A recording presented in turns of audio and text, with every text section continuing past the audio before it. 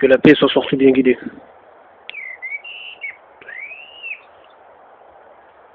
Une personne m'avait dit que les Gog et Magog, c'est les Français et les Anglais. Sous prétexte que les deux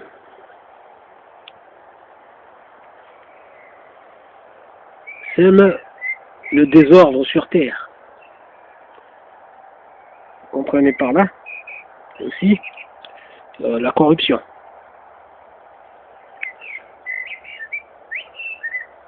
Bon, personnellement, comme je lui ai dit, je ne peux pas souscrire à cela, au vu de tout ce qu'on nous dit dans le Coran et dans les hadiths. Parce que là, c'est trop réduire les choses de toute façon. Mais comprenez bien que la personne en disant ça, vous comprenez que là, il est question de l'impérialisme française et britannique. Le fait que ces deux pays ont colonisé énormément de terres dans le monde, donc chose bien sûr qui cause du désordre. Donc, et jusqu'à maintenant, ils continuent à avoir de l'influence sur de nombreux territoires, malgré que la décolonisation est passée par là. Pour de nombreux pays, de nombreux territoires. Et ils continuent toujours à avoir de l'influence dans la vie politique et sociétale, en fait, de nombreux pays. Vous voyez, par exemple, vous avez une preuve de l'influence, par exemple, française, avec le franc CFA, ou les Anglais avec le livre sterling, que vous trouvez, par exemple, en Australie, en Inde, etc. Bref, quoi qu'il en soit, moi je lui ai dit je ne peux pas souscrire à cela, au vu de toute façon de ce qu'il y a dans le Coran et dans la Sunna. Mais tout d'abord, d'ailleurs, là au passage, là, on voit cette plante. Vous voyez, il y a une chose que les gens négligent beaucoup. Parce que les hommes ont tendance à croire qu'il n'y a que les hommes qui ont une intelligence, qui sont preuves d'intelligence. Et si on n'a pas de cerveau animal, on n'a pas, on ne fait pas preuve d'intelligence, on n'agit pas en toute intelligence. Vous voyez, bien sûr,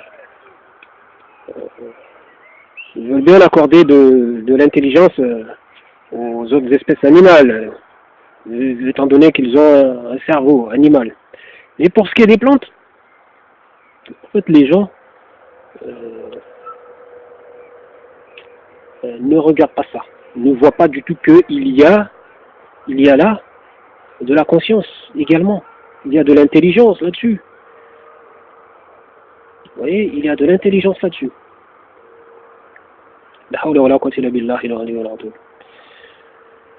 Mais d'ailleurs, c'est une chose qui doit nous faire comprendre qu'on doit arrêter l'orgueil. On doit arrêter de... Franchement... Et on doit comprendre que beaucoup de choses échappent à notre perception, à notre compréhension du monde. Ok? Ça peut nous aider à comprendre beaucoup de choses de la vie, à comprendre les enseignements de Dieu. Mais bon, beaucoup de gens ne sont pas du tout modestes, et lorsqu'on leur fait comprendre ça, c'est là où l'orgueil voilà, accroît encore plus. Alors que nous avons là une leçon. Vous voyez, c'est cette plante par exemple, toutes ces couleurs qu'elle développe.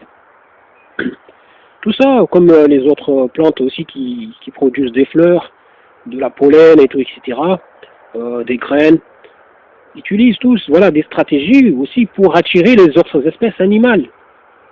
Les espèces animales, par exemple, attirer les hommes, attirer voilà, les oiseaux, voilà, plein d'animaux pour, en fait, ces plantes nous utilisent pour se propager, pour se diffuser.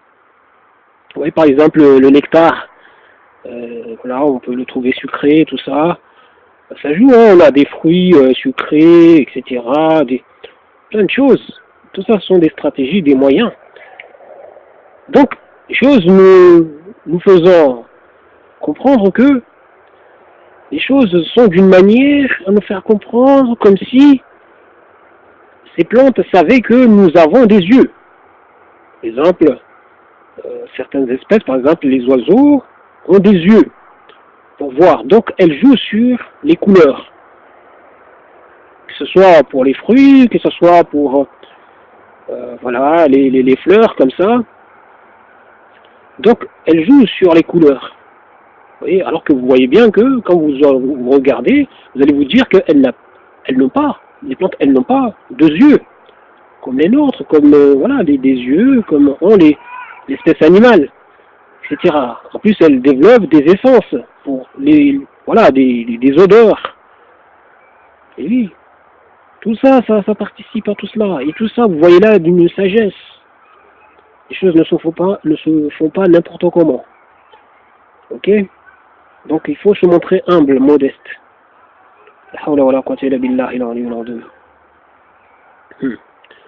Donc en plus elles utilisent aussi le vent, voilà, pour se diffuser. Oui, par exemple les tournesols.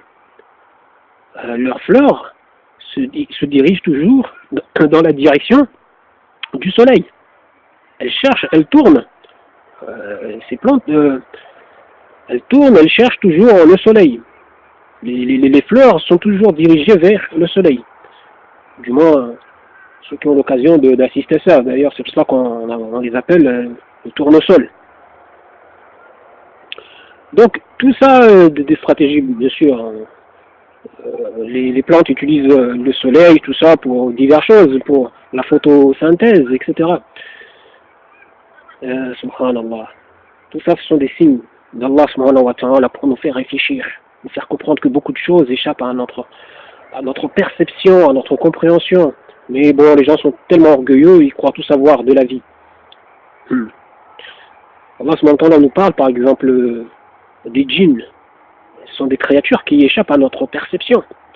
Eh ben oui, ça ne veut pas dire que ces créatures ne sont pas là. Donc il faut arrêter la bêtise. C'est pas parce qu'on ne voit pas une chose que la chose n'est pas. Vous comprenez? Donc Allah subhanahu wa ta'ala couvre ou dévoile ce qu'il veut. Ok? C'est comme pour la barrière qu'a construit Dhul-Qarnayn. Quand le moment sera venu, nous la verrons tous.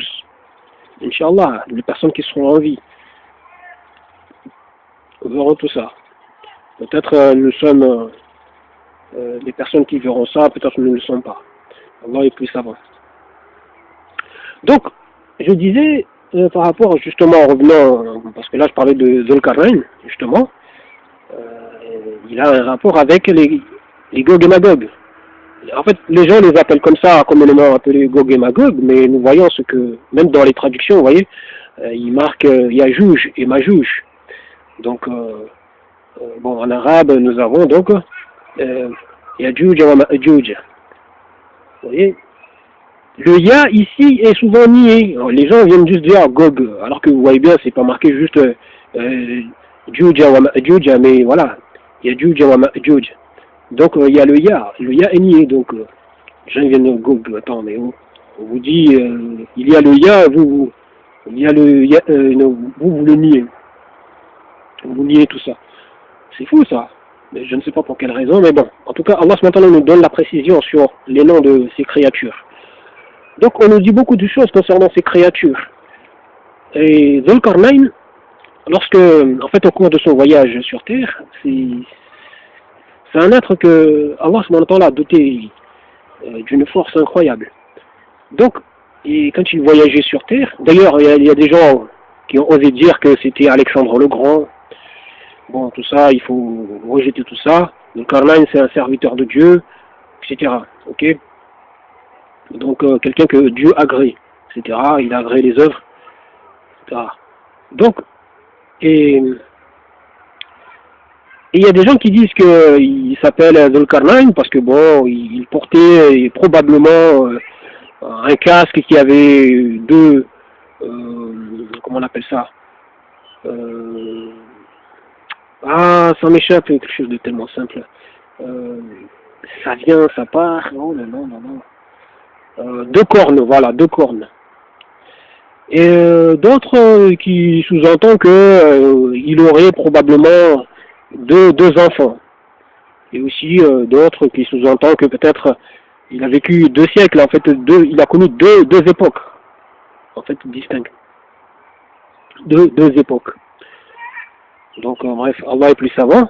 Mais pour ce qui est de ce dernier, par exemple, ce qui concerne les 2 siècles, 2 époques, vous voyez, c'est comme les jeunes de la caverne, les jeunes gens qui s'étaient réfugiés dans la caverne, que Allah subhanahu wa ta'ala les a endormis durant 309 ans. Donc eux, ils ont connu une époque avant, et puis lorsqu'ils se sont réveillés, ils ont connu une autre époque.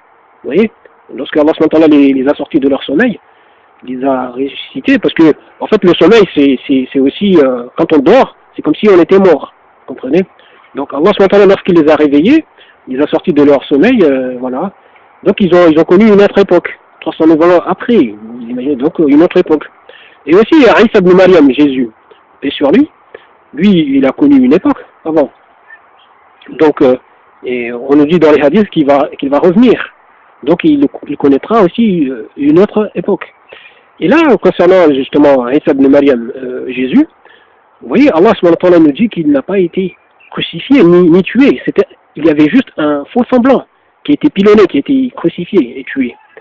Un faux semblant. C'est-à-dire, aujourd'hui, dans notre langage, on dira, voilà, un clone. Vous voyez. Donc, il faut arrêter l'histoire de dire que c'est son âme qui a été élevée au ciel. Non, Allah, il nous dit qu'il l'a élevé. Donc, c'est-à-dire, son âme et son corps a été élevé. Et à sa place, il y avait un faux semblant. Donc, un clone. C'est tout. Voilà. Il faut pas mettre des ambiguïtés là où il n'y en a pas. Donc, et lui aussi, il aura affaire au Gog et Magog, Yajouj et Majouj, mais bon, Allah ne lui donnera pas le pouvoir de pouvoir les éliminer. Donc, il invitera plutôt les croyants à gagner les montagnes. Donc, pour quelle raison? Est-ce que c'est par rapport à la constitution, à la manière d'agir des Yajouj et Majouj? Ça, je ne sais pas. Quel genre de créature, mais on nous dit dans les hadiths qu'ils font partie de la descendance d'Adam, alayhi salam. Lorsque justement quand viendra l'heure du jugement, le jour du jugement, pardon, là, Allah subhanahu dira, d'après ce qui est rapporté encore une fois dans les hadiths, il dira à Adam alayhi salam d'extraire les gens du feu, de l'enfer, de sa descendance. Donc lui il dira quels sont les gens du feu de l'enfer. On lui dira, voilà, 999 sur 1000 individus, en fait, composent sa descendance. Imaginez. D'ailleurs, cette nouvelle avait troublé un peu les compagnons. Donc, d'après ce qui est rapporté, donc, Rasulullah sallallahu alayhi wa sallam leur a dit, les 999, c'est Yajouj et Majouj. Donc bon, Allah est plus savant de tous ces hadiths, quoi qu'il en soit, parce que bon, vous savez, les hadiths, nous ne pouvons pas les rejeter dans le sens que rejeter les hadiths, c'est nier que le Coran fut mis en pratique par le messager de Dieu. C'est nier cela. Donc on ne peut pas s'autoriser à ça. Donc les hadiths nous disent juste, bon, du moins les hadiths qui sont authentiques, nous disent juste ce que voilà, les gens ont vu du messager d'Allah sallallahu alayhi wa sallam, et ce qu'ils ont entendu de lui, etc. Et comment justement les compagnons ont vécu les choses avec lui et entre eux. Donc après il existe des méthodes pour savoir quel hadith bon, du moins nous paraît authentique par rapport aux moyens qu'on dispose, et quel hadith est à rejeter et faux.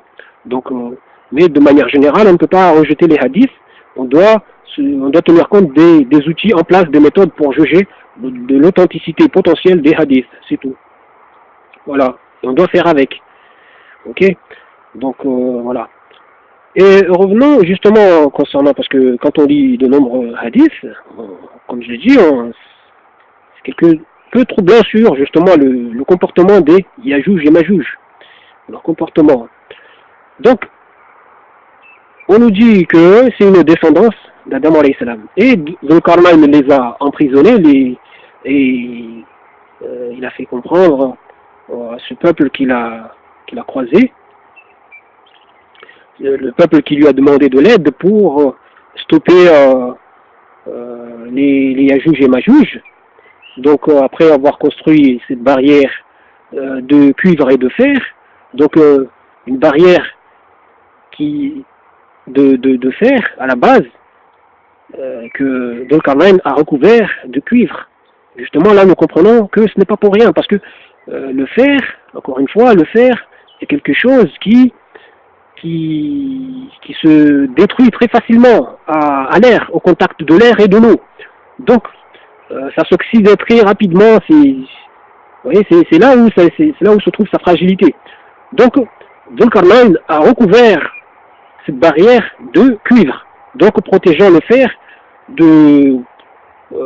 au contact de l'air et de l'eau.